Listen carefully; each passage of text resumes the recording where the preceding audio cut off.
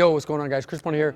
Overtime Athletes. Just got done working with some of my athletes, my football players, in the beginning of the off season, and we actually performed a series of drills, and I figured I'd share it with you and share the concepts with you guys so that you can utilize it in your off season training. So, in the beginning of the off season, the first block, I like to say I want to focus on a lot of stability and a lot of force absorption. Teaching an athlete how to properly land, how to absorb that kinetic energy, right? So that they can then utilize it to produce more force. What I like to do is I like to do low-level plyometrics mixed with changing or pivoting in different motions or different planes of movement, right? So what we did today was I did a single leg broad jump to a pivot where they jumped, boom, jumped, pivoted off this leg, and we're able to land securely here. The whole reason behind it that I'm looking for is for an athlete to be able to jump, not get stuck in the mud, basically not be able to come here, jump, and produce force again immediately. So to be able to produce force laterally at a 90-degree angle, they need to be able to absorb that force properly first, stick that landing, and then jump out. The way I progress that is I'll go to an inside leg. So inside leg is obviously a little harder. So they're gonna go inside leg, boom, and then jump out and land again.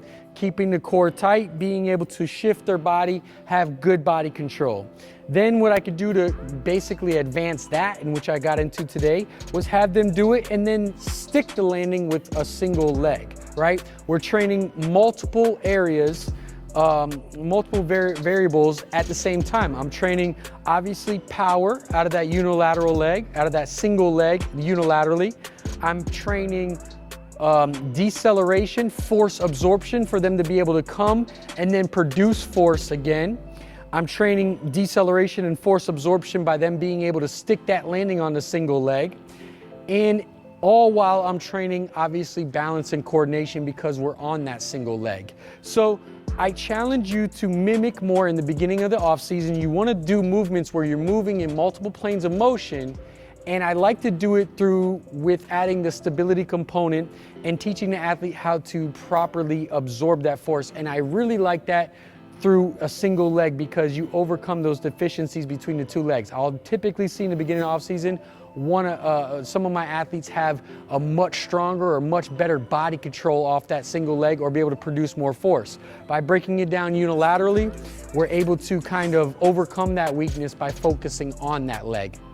If you want to produce it or advance it, you can then add one component where they're actually stepping. Now they went lateral, now producing force again. Because a lot of times this end of this chain of this movement, they're done. But if I can add one more movement onto it, now we're advancing it a little bit more. So again, I don't want my athletes to get good at a drill. I'm not going to drill them 6 weeks in a row and focus specifically on that drill for them to get good at. Why? Because usually when you train athletes at a higher level, in that collegiate or pro level, most of them will adapt to the drill pretty quickly. So you as a coach or an athlete, you need to continue to advance that movement. So A, you're knowing what variables you want to train to be able to support that athlete to then transfer over to sport-specific movement, right? So when I go run a pro shuttle or go do agility, that will be the next phase. But I need to break it down and back up a little bit and be able to work from square one some of those deficiencies that they have in the beginning of the off season.